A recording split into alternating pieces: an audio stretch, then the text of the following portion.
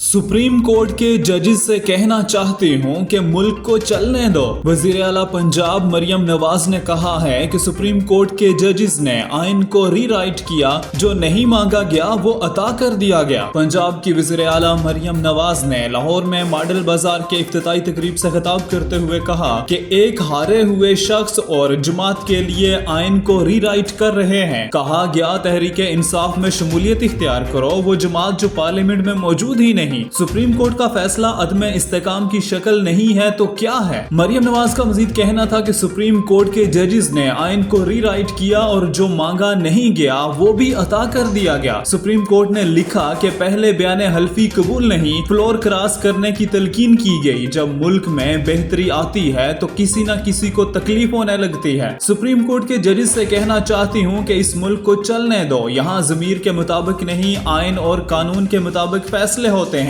ज़मीर भी बिक सकता है। अवाम अपनी आंखें और कान खुले रखें और दोस्त और दुश्मन को पहचाने। उन्होंने मजीद कहा कि अगर किसी ने तरक्की में रखना डालने और अदम इस्तेकाम की कोशिश की तो उसके साथ आईनी हाथों से निपटा जाएगा। साजिशों को 76 साल हो गए, अब उन्हें मजीद कामयाब नहीं होने देंगे। कोई खातून बेगुनाह जेल जाए तो दुख होता है, लेकिन मुल्क में आग लगाने वाले मासूम नहीं हैं। एक औरत ने इस मुल्क पर हमला किया और तंसीबात को आग लगाई, उसकी जमानत दी गई। एक शख्स को 4 साल हुकूमत मिली तो ऐसी तबाही की जिसकी मिसाल नहीं मिलती। आज अवाम पर जो मुसीबतें आई हैं ये उन्हीं 4 सालों का नतीजा है। वजीर आला ने मजीद कहा कि खैबर पख्तूनख्वा में पीटीआई की हुकूमत को 11 साल हो गए। उन्होंने इतने अरसे से खैबर पख्तूनख्वा में क्या किया। सूबे को तबाह कर चुके हैं। जहां पंजाब खत्म होता है और खैबर पख्तूनख्वा शुरू होता है, वहां तरक्की खत्म और तंसली शुरू होती है। अपने फ़राइज़ से मुजरमाना गफलत के अलावा उनके पास क्या है। कौम से वादा करती हूँ जब तक ओहदों पर हैं तरक्की की नई मिसालें कायम करते रहेंगे।